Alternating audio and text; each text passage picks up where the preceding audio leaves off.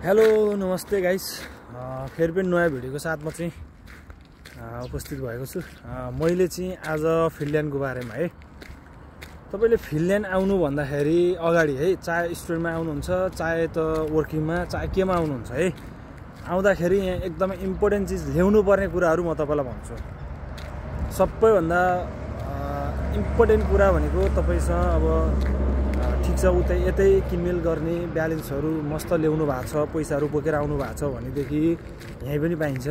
तर अब यहाँ अब किन्दाखेरि धेरै महँगो पर्छ। सुरुमा तपाईले राउटरहरू लिएर आउनुहोस्। राउटर यहाँको गरे पनि धेरै महँगो पर्छ। राइस कुकर यहाँ त 1 लिटरवाला हुन्छ 50-60 युरो भन्छ।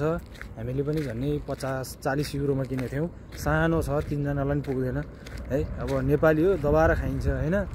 यहाँ त इतिहानी हो, त्यही भएर धेरै महँगो पर्छ। प्रेसर कुकर लिएर आउनुहोस्।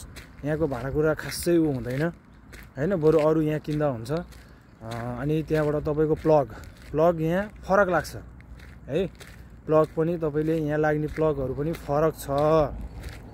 त्यो प्लगको फोटो पनि राखिदिन्छु म, त्यो पनि उ गर्नुहोस्। सुरुमा त तपाईले दालहरू हैन, दाल यस्तो यो खोर्सानीको धुलो, जिराको धुलो यस्तो पनि लिएर आउनुहोस्। सुरुमा त स्ट्रगलै हुन्छ। हामी त वर्किङमा आएको हो हैन। तपाईको के अरे स्टुडेन्टमा आउनेहरूले त काम पाउनले यहाँ 3 महिना 4 महिना, कसैले अब लक हुनेले हप्ताको के अरे अब आएकै 1 हप्तामा चाहिँ पाइरहनु भएको छ भने, कसैले चाहिँ पाउनु भएको छैन, 4 महिना 5 महिनामा काम पाइरहनु भएको छ हैन।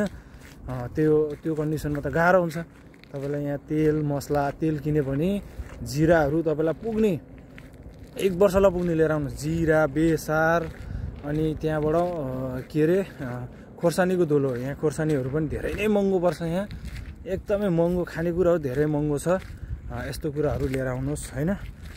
मैले तपाईहरुलाई भनिहालेँ, मेन भनेको प्लग है। अनि त्यहाँ राउटर पनि आफ्नो लिएर आउनुहोस् है। अनि त्यहाँबाट त्यो मल्टी प्लग लिएर आउनुहोस् हैन। अनि अर्को भनेको राइस कुकर ल्याउनुहोस्, प्रेसर कुकर ल्याउनुहोस्। यहाँ सानो खाले पाउँछ, पाए पनि धेरै महँगो भने महँगो पाइन्छ। अनि त्यहाँबाट मल्टी प्लग पनि म कस्तो टाइपको ल्याउने भनेर चाहिँ यहाँ भिडियो अब के अरे उसमा चाहिँ फोटो पनि राखिदिन्छु। त्यो पनि हेरेर ल्याउनु होला, तपाईले लाग्ने। हामीलाई पनि अरूले भन्नुभएको थियो, त्यही अनुसार चाहिँ ल्याएको थियौँ। स्टुडेन्टमा आउनलाई चाहिँ धेरै नै स्ट्रगल गर्नुपर्छ है। वर्किङको त केही फरक परेन। हस् त, धन्यवाद। प्लिज भिडियो चाहिँ लाइक सेयर कमेन्ट गर्नु होला। तर अब बस्न खानलाई चाहिँ एकदमै ठाउँ दामी छ है फिनल्यान्ड। फेरि हेर्नुहोस् है,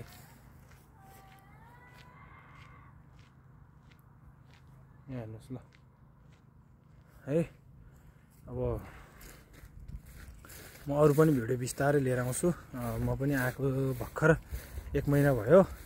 1 महिनाको पिरियडमा चाहिँ मलाई पनि खासै ठाउँ छैन। 2 ठाउँ सरिसक्यो म कामको सिलसिलामा। कहिले कम्पनीले कहाँ पठाउँछ, कहिले कहाँ पठाउँछ ठेगान हुँदैन।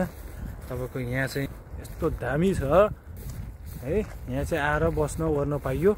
यहाँको रुल्सभन्दा बाहिर हो भने चाहिँ अनि कारबाही र पैसा फाइन तिर्नुपर्ने हुन्छ हैन। यहाँ भ्यू हेर्नुहोस् त ल, मस्त। तपाईँले भलिबल ल्याइयो, खेल्न पाइयो हैन। बोट ल्याइयो, चलाउन पाइयो, आनन्द छ ल। नजारा उताबाट ट्रेन कुद्छ है। मान्छे डुब्यो भने उता उचाल्ने हो, बास आफ्नो बोट ल्याउने हो, चलाउने हो। हस् त, धन्यवाद, थ्याङ्क यू। प्लिज भिडियो चाहिँ लाइक सेयर कमेन्ट गर्नु होला। अब नेपालीहरू पनि फिनल्यान्डमा धेरै नै आइरहन् अहिले।